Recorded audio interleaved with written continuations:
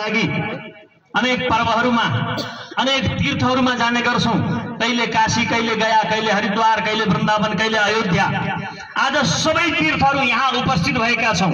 किन भन्दा यो जनमानस हेर्दा, यो दिव्य सुन्दर ठाउँ देख्दा, यो तपस्स्थली देख्दाखेरि मेरो मनमा पनि अत्यन्तै गौरव भएको छ, उत्साह भएको छ, आनन्दित मैले महसुस गरेको छु। किन भन्दा मैले भारतको धेरै ठाउँमा यस्तै 12 वर्षदेखि कार्यक्रम गरेको छु र विगत 15 वर्षदेखि नेपालमा पनि आएर यही धर्मको आध्यात्मको प्रचार गरिरहेको छु।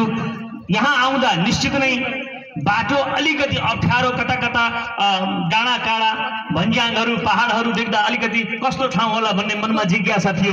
तर हिजो साँझ यहाँ आइपुग्दा यो आश्रमीय वातावरणमा माता गंगाको तटमा बसेर रमाउँदा अत्यन्तै आनन्दित हामी भएका छौं। त्यही भएर यो धेरै सम्भावना भएको क्षेत्र हो। म यहाँका यस क्षेत्रका सम्पूर्ण माता दिदी बहिनी र सबै अभिभावकहरू आज मञ्चमा उपस्थित हुनुहुन्छ। म सबैलाई करबद्ध निवेदन गर्छु, वास्तवमा हाम्रो संस्कृति, परम्परा, सभ्यता, हाम्रो सम्पूर्ण प्रकारको चेतनता हामीले अब यहाँ लगाउनु पर्नेछ। किन भन्दा यो ठाउँ हाम्रो गुरुकुलको लागि उपयुक्त छ।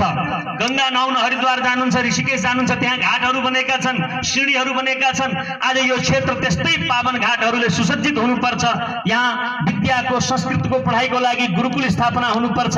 यहाँ हामीले अनेक प्रकारका टाढा टाढा यस क्षेत्रमा सुदूरपश्चिमबाट धेरै ठाउँबाट अस्तु विसर्जन गर्नको लागि, माघे संक्रान्ति लायक अनेक प्रकारका सुन्दर तिथिमा नुहाउनको लागि यस सुन्दर घाटको समायोजन भयो भने, त्यसको भौतिक पूर्वाधारहरू निर्माण भयो भने हामी निश्चित पनि यो गहनान धाम सुदूरपश्चिमको 1 नम्बर धाम बन्न जान्छ। किन भन्दा हामी तपाईले कणकणमा यहाँ भगवान देवताको वास देखेका छौं। यहाँ अनेक प्रकारका देवी देवताहरूको यो मन्दिर, यो तीर्थ नै हो। त्यही भएर हजुरहरू अब कहीँ जाने आवश्यकता छैन। किन भन्दा आफ्नो घरको तीर्थ त्यागेर हामी बाहिर जान्छौं भने त्यो पाप पनि हामीलाई लाग्छ। किन भन्दा यो आफ्नो तीर्थ हो। त्यही भएर घरका मातापितालाई त्यागेर हामी बाहिर कहिले जाने गर्दैनौं। यो नेपालको यो सिङ्गो, यो सुन्दर भूमिमा म धेरै धेरै नमन गर्न चाहन्छु। माता सीता गंगाको रूपमा प्रवाहित भएकी छन्। शाकल्य ऋषिले तपस्या गरेर शाकल्य नदीको रूपमा यहाँ त्रिवेणीको संगम बनेको छ। म सबैलाई पुनः यो 9 दिनको नवाहमा हजुरहरू सबै आउनुहुन्छ। एकपटक सबैले हात माथि गर्नुहोस् त। म सँगसँगै भन्नुहोस् है आमाहरूले, बुवाहरूलाई, हामी सबै यो नवाहमा कथा श्रवण गर्नको लागि आउने छौं।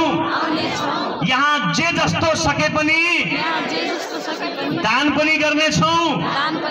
यो कार्यक्रमलाई आनन्दित गर्ने छौं, सफल पार्ने छौं। ल हात तल गर्नुहोस्। अब मैले भन्नु केही छैन। गंगाको अगाडि कसमै खाएपछि त के भन्नु र, हैन? हजुर सबैले हात माथि गरेर कसम खानु भएको छ। म अब 9 दिनसम्म निरन्तर हजुरको अगाडि श्रीमद् देवी भागवत महापुराणको कथाहरू प्रस्तुत गर्न, आध्यात्मिक चेतनाका कुराहरू, धर्म र संस्कृतिको जगर्ना गर्नको लागि आएको। पुनः हजुरको अगाडि साँझ 7 बजेदेखि हाम्रो कार्यक्रम 9 दिनसम्म साँझ ठीक 7 बजेदेखि 10 बजेसम्मको श्रृंगारिक महाआरती सुन्दर झाँकी साथमा कथा प्रवचन हामीले आजैबाट प्रारम्भ गर्नेछौं। हजुरहरू सबैलाई हामीले हार्दिक निमन्त्रणा गर्दै म आफ्नो बाणी यही विराम गर्छु। सबैको कल्याण होस्, सबैको जय होस्। जय होस्।